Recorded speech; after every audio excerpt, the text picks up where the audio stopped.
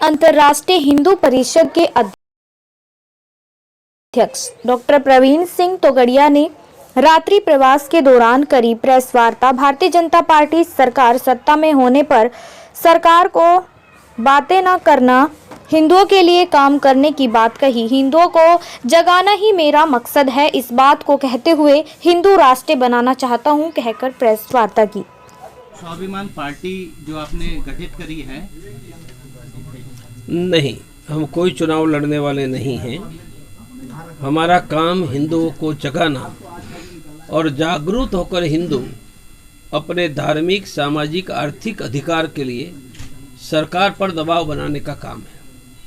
तो इसमें जैसे आपके अंदाज से क्या बीजेपी हिंदुत्व के लिए काम कर रही है या नहीं कर रही है? उनका सर्टिफिकेट 3 महीने के बाद उत्तर प्रदेश की जनता देने वाली है और जनता जनार्दन है, तो मैं जनार्दन से बहुत छोटा हूँ, इसलिए उत्तर प्रदेश की जनता को भी सर्टिफिकेट देने दो।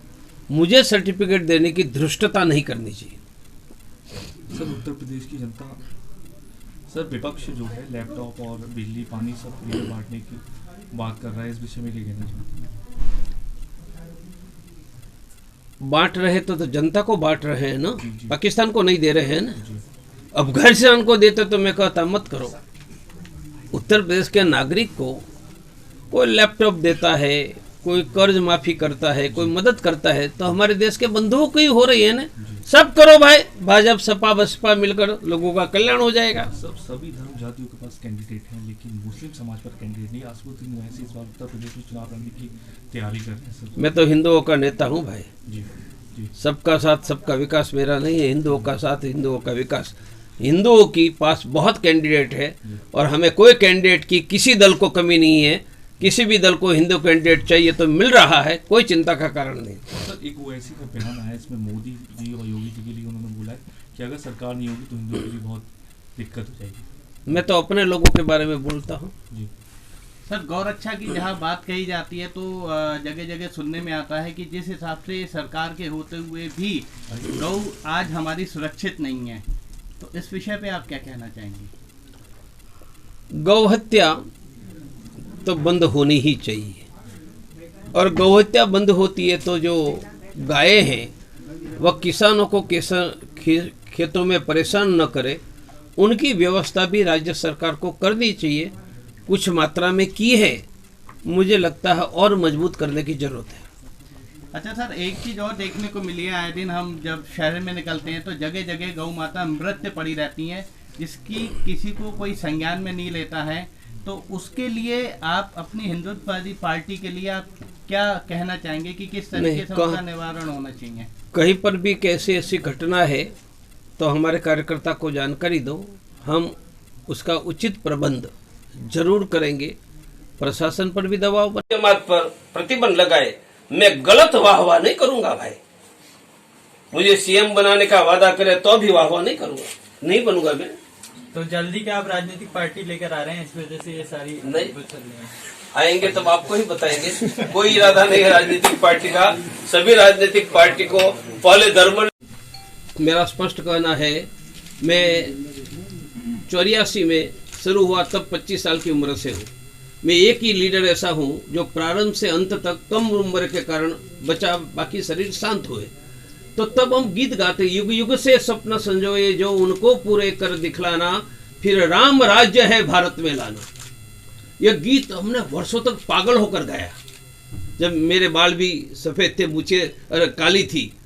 प्रश्न ऐसे राम मंदिर बन गया, भगवान राम झोपड़ी से 2200 करोड़ के महल में आ रहे हैं, आनंद है। पर देश में 1 करोड़ लोगों को सोने के लिए छत नहीं है, उनका क्या? तो राम मंदिर बन रहा है, राम राज्य नहीं दिख रहा है। हमें राम मंदिर भी चाहिए, राम राज्य भी चाहिए। राम राज्य मानी गरीबी मुक्त भारत, रोजगार युक्त युवा, कर्ज मुक्त किसान, सस्ती स्वास्थ्य और सस्ता शिक्षा। कहाँ है? मैं 1975 में फर्स्ट MBBS करने गया। मेरे परिवार के पास 2 एकड़ जमीन थी। मेरी हर महीने की फी थी 25 रुपया। मुझे बोला 25 रुपया फी में बेटा बेटी डॉक्टर बनेगा तो कोई भी गरीब बना पाएगा या नहीं? आज 25 लाख में भी आपका बेटा डॉक्टर भारत में नहीं बनेगा, चाइना जाकर बनेगा। भारत में हमें 50 लाख रुपया चाहिए। मेरा कहना है 25 रुपया की फी से 50 लाख कर दिया, कहाँ राम राज्य है? आपके पूर्व के सहयोगी और आरएसएस विश्व हिंदू परिषद हिंदुओं के लिए जो आप योजना या जो उद्देश्य लेकर चले इनको पूरा नहीं कर पा रहे हैं, आपका मानना है? ना, ऐसा नहीं, ऐसा नहीं। एक समाज बड़ा होता है तो अनेक लोग काम करते हैं। मेरा दाईनाथ अंतर्राष्ट्रीय हिंदू परिषद राष्ट्रीय बजरंग दल है, मेरा बाईनाथ विश्व हिंदू परिषद है। और हिंदू के लिए कोई भी काम करेगा वह मेरे लिए सम्माननीय है।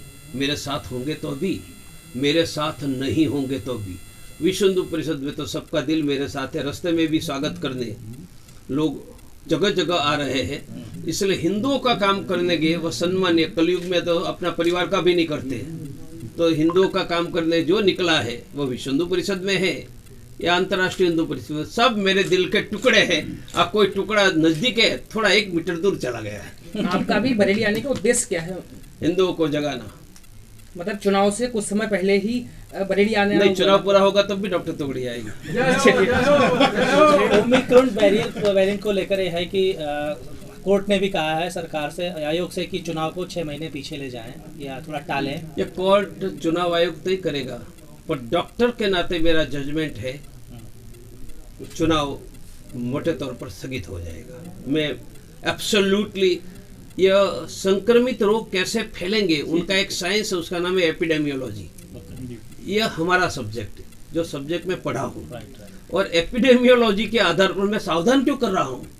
क्योंकि मैं देख रहा हूँ कि भारत को लॉकडाउन की ओर शायद जाना पड़ेगा, और 1 महीने के बाद मैं विजुअलाइज कर रहा हूँ। वो आगे पीछे भी हुआ थोड़ा बहुत, और लॉकडाउन की ओर जाएंगे तो चुनाव कहाँ से होगा? और अब यह थर्ड वेव रुकने की स्थिति मुझे कम दिख रही है। 4-5 दिन के जो आंकड़े आ रहे हैं, मैं खुद डर रहा हूँ। हमें सभी हॉस्पिटलों तैयार रखनी पड़ेगी, और हो सकता है कि तीसरे वेव में भी हॉस्पिटल में, मैं दूसरे वेव का वर्णन करता हूँ। मेरी स्वयं की हॉस्पिटल, आईसीयू, वेंटिलेटर, कोरोना के लिए सरकार के कहने से, मेरी खुद की बड़ी बहन कोरोना के साथ आई, मेरी अस्पताल में जगह नहीं थी। मैंने स्ट्रेचर पर सुलाकर ऑक्सीजन ट्रीटमेंट शुरू करवाया, क्योंकि दूसरे मरीजों को हटा नहीं सकते हैं। जो हमारी खुद की बहन को अपनी हॉस्पिटल में हम जगह नहीं दे सकते हैं, वो कितनी मजबूरी होगी। यह मजबूरी फिर से न खड़ी हो, इसलिए सरकार को युद्ध स्तर पर लगना चाहिए। चुनाव बनाव को साइड में रखो, चुनाव तो बहुत आएंगे और बहुत जीतेंगे, पर लोग मर गए वो वापस कहां से आएंगे? चुनाव तो फिर से आएगा। इसलिए सभी को युद्ध स्तर पर, सरकार को और समाज को, कोरोना के संभवित तीसरे वेव के लिए तैयारी करनी चाहिए, और हमारे ज्यादा से ज्यादा लोगों को बचाने का हमारा संकल्प न। चुनाव आज नहीं तो कल आएगा, कल जीतेंगे, पर कोई मर गया वो हमारा, और मर गया वो किसी का भाई, किसी का बेटा, माँ बाप पे कहाँ से वापस आएगा? डॉक्टर साहब, अभी आपने बात की, ये जो इसका एंटीजेनिक शिफ्ट है डेल्टा प्लस ओमिक्रॉन का, डेल्मिक्रॉन, यस, उसको लेके वैश्विक स्तर यूरोप में अभी इसकी शुरुआत हो चुकी है, बट WHO ने भी अभी इसको लेके स्पष्ट नहीं कहा है। आप इसको स्पष्ट बता रहे हैं कि डेल्मिक्रॉन की स्थिति बन रही है, हालांकि जो रिपोर्ट्स आ रही हैं, ये जो ओमिक्रॉन है वो जल्दी फैल रहा है, उनके कारण मृत्यु कम हो रहा है। ये डेल्मिक्रॉन आ रहा है, उनका जल्दी फैलना और मृत्यु की दोनों की मात्रा बढ़ेगी, ऐसा छुटपुट ऑब्जर्वेशन आ रहा है। और जल्दी फैलेंगे और ज्यादा मरेंगे। और भारत के भी हमारे नीति आयोग ने कहा कि यूरोप का रेट देखते हुए हर रोज 15 लाख मरीज होंगे। हर रोज 15 लाख मरीज होते तो हॉस्पिटल में कितने होंगे? 10 दिन में जितने आएंगे, 10 दिन में 1.5 करोड़ लोगों को कोरोना होगा, तो भारत की हॉस्पिटल में जगह कहाँ मिलेगी? मैं मानता हूँ कि 1.5 करोड़ को हॉस्पिटलाइजेशन नहीं करना पड़ेगा, पर उसमें से 10, 15, 20 लाख को करना, तो कहाँ हॉस्पिटल है? हॉस्पिटल तो किसी को घर को बना देंगे, डॉक्टर नर्स कहाँ है? बहुत बड़े गंभीर खतरे की ओर। और एक सप्ताह में 1.5 करोड़ कोरोना के मरीज होते हैं। हमारी भारत की नर्सिस, भारत की सिस्टम आज भी इतने लोगों को ट्रीटमेंट, जो मेरी बहन का दृश्य मैंने कहा, वो स्थिति है। अब हमारी बहन होगी तो जमीन पर छुलाकर भी ऑक्सीजन देंगे, पेशेंट को कैसे जमीन पर सुलाएंगे हम?